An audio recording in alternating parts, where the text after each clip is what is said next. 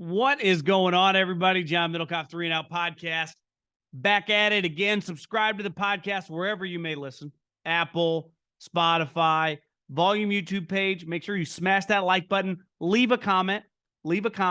Share it with your friends. Also live on AMP every single week, every single day.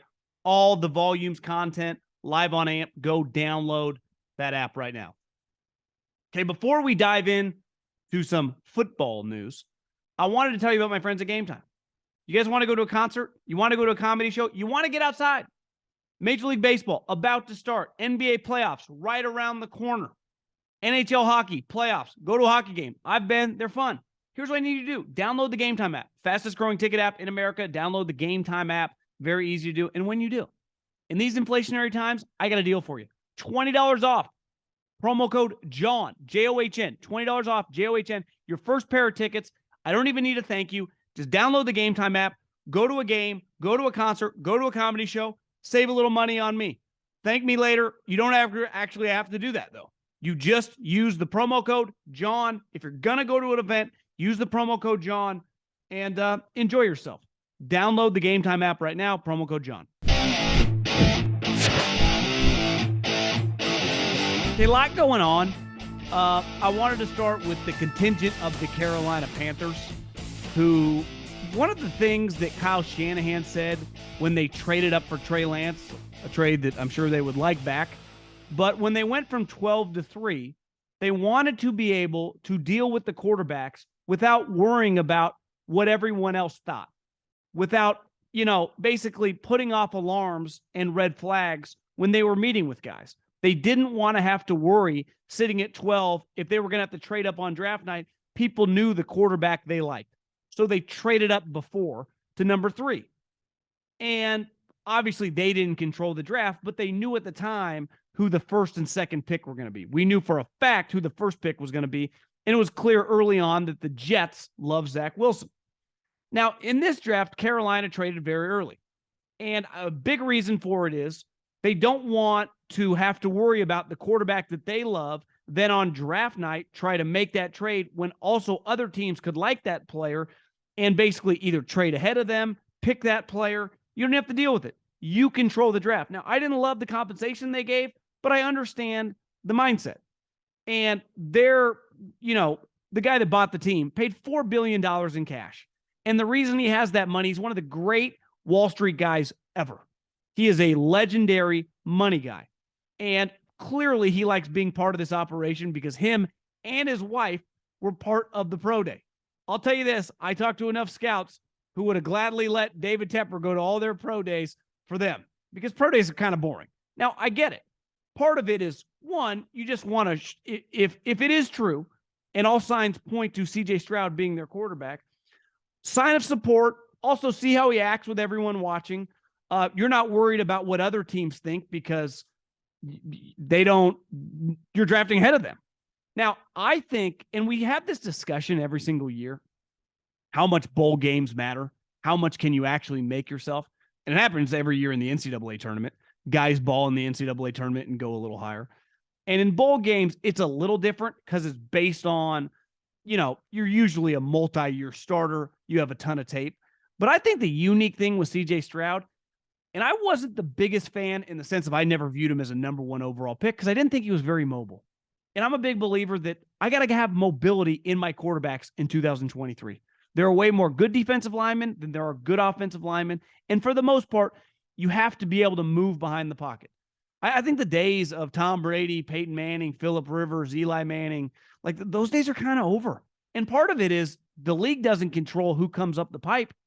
The college does. And most of the college quarterbacks are all athletic. But it felt like CJ was a little bit of a throwback, more of a true pocket quarterback. And then you watch him against Georgia, a team littered with NFL guys, and he moved around and he made plays. Now, Ohio State people have been on me forever that he's more athletic than I ever gave him credit for. And that might be the case, but you got to see it. And that's why these NFL teams, executives, scouts, coaches watch so much film. Tape doesn't lie. The eye in the sky does not lie. And I think he showed in that game, one, we know he throws a beautiful ball. And it's hard to judge. His production's been fantastic, but he's playing with like 5 first-rounders over a 2-year span at wide receiver. against a Big Ten conference, which isn't exactly the fastest conference in the country. But you see him making those plays with his legs. And I don't mean running like Lamar Jackson and Kyler Murray. I'm just saying keep plays alive, which is a big part of the NFL.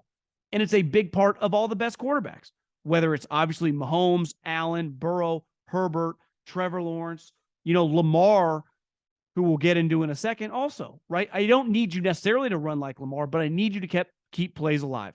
Before everything went off the rails with Deshaun Watson, honestly, one of his best attributes was being a playmaker, keeping plays alive behind the line of scrimmage while going left or right and keeping his eyes down the field, looking to throw. Russell Wilson was great at it before he went to Denver. I mean, it's one of the things that made him a Hall of Fame level quarterback. And the instincts, the playmaking, I got to have that.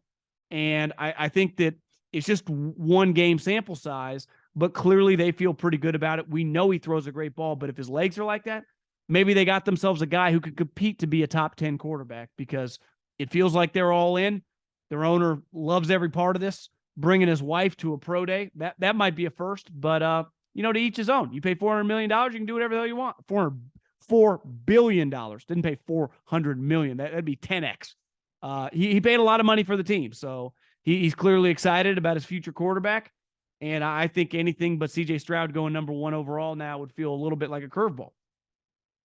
I've been pretty consistent on Lamar Jackson. I've known enough people, my friends' parents or my friends' grandparents, that started businesses, whether it be in construction, whether it be in retail, whether it be in the alcohol business. And as their business grows, they either acquire other businesses under their umbrella, or they have sold to these VC firms that buy a lot of businesses just like them and then put it all under one conglomerate. And these people are all millionaires. Yet when they make enormous, either an acquisition or sell their own business, they have someone involved who knows how to negotiate and write out the deal. Why? Because that's not their level of expertise. And these people are used to doing business deals. Lamar Jackson is a quarterback. He is not a contract guy. And listen, I don't know Lamar's mom, but clearly she ain't Drew Rosenhaus or Tom Condon. And I'm not someone who's Mr. Pro Agent. I have not used one since I've been doing deals with Colin. I deal with him or his money guy directly, no issues. But if I was dealing with a contract that was going to be $50, $100, $150 million, I would call in a lawyer. Why? That's not my level of expertise. Even though I've done several deals in this podcast form, in other avenues of life, and not had an issue with it. So if you have some intelligence, you can negotiate for yourself up to certain amounts. There gets to a point where you need someone who does this for a living. Why is Lamar a good quarterback? Because he practices being a quarterback throughout the season. It's what he does. It's who he is, right? And I think Lamar, this situation has been very chaotic. There is no way around it. It has kind of been embarrassingly bad, right? And I'm not just putting it all on Lamar, the Ravens too. But in fairness to the Ravens, like, they're dealing with a guy and his mom. If you dealt with me and my mom, it would become emotional. And I think when you look at this, and I've said this before, when a contract like this, and people have reported on this, this goes straight to the owner. If I'm signing a guy on day 2 of free agency for a $10 million contract total, I probably don't need to tell my owner. But the moment I sign a quarterback, especially a quarterback where I'm giving a lot of money to, I probably keep the owner in the loop. When Mahomes, Josh Allen, Herbert, who I'm sure will be extended, same with Joe Burrow, those deals start with ownership and work their way down. And in this situation, a story that was reported that they were going, a guy that's not a certified agent is negotiating on Lamar's behalf with other teams. Like, I'm sorry, that's kind of a fucking clown show. This is big boy business. And Lamar, like, if you're listening to this right now, let's say you make $100,000. If I told you, would you let someone negotiate your salary in 2024 that was going to be $120,000 for a couple percent, you'd probably say, no, but it's just $20,000, factor in inflation. It's really not even that big of a raise. I'll just negotiate it myself.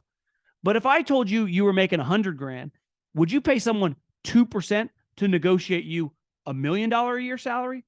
Of course you would. So when you start dealing with money at this rate, which Lamar is dealing with $150, $200 million potential contract, we don't know the exact details of guarantees, but it's going to be immediately one of the bigger contracts in the history of the league. Having your mom, being one of the lead voices in negotiation is just not a good idea.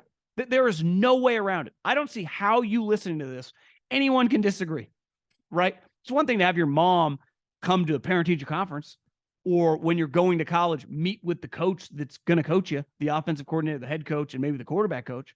Hell, even introduce themselves to John Harbaugh and Ozzie Newsome when you get drafted.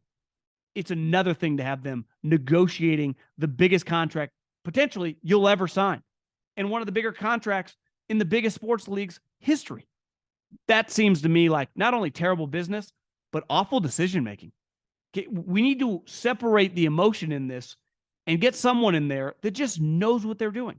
Whether you want to stay on the Ravens or not, if you want to leave the Ravens, you know what Drew Rosenhaus and guys like Tom Condon have the access to do?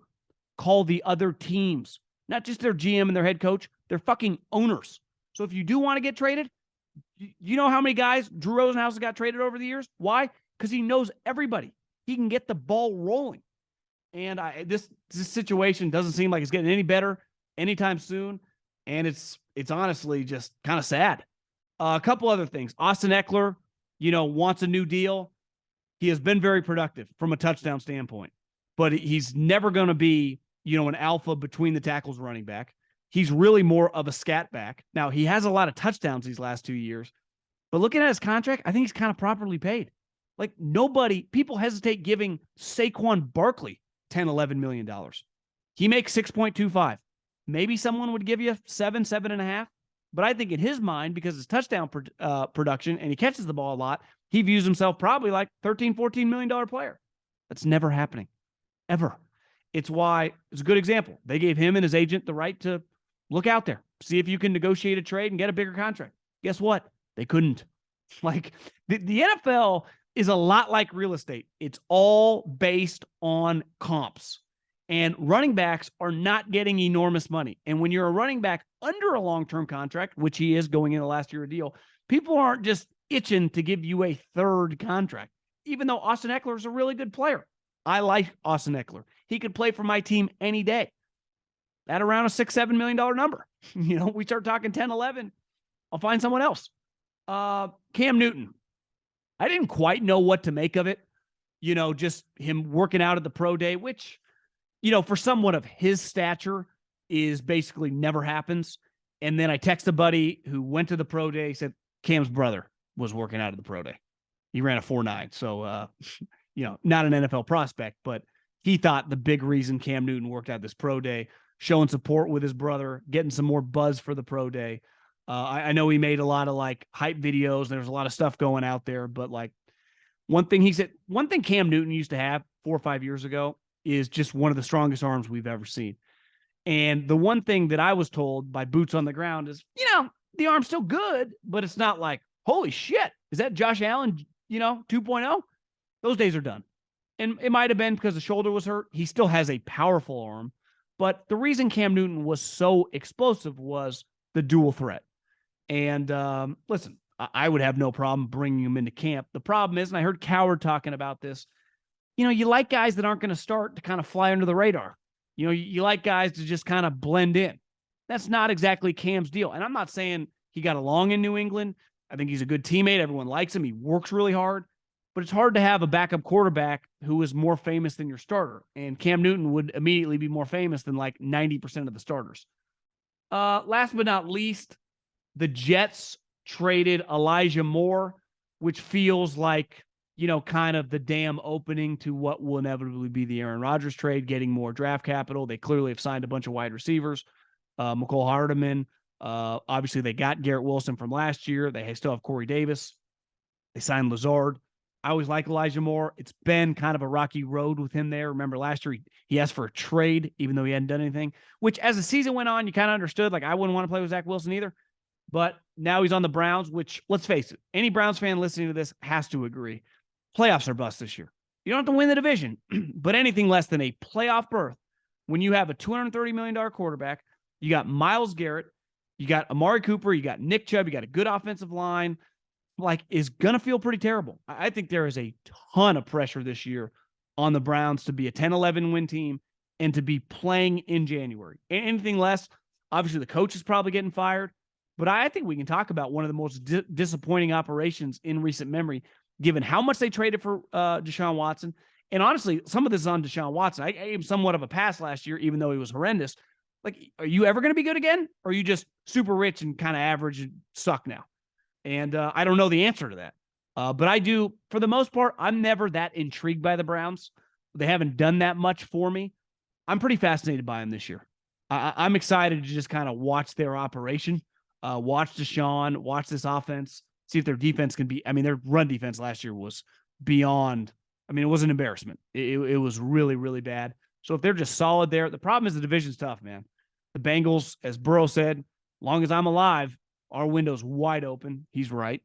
The Steelers, who we learned last year, never bet against them, even if they got Kenny Pickett, because as they came on last year, they were playing really well at the end of the season. I think a lot of people are going to pick them to be a wild card type team. So it's going to be tough sledding for the Browns, and we'll just have to stay on Aaron Rodgers' watch.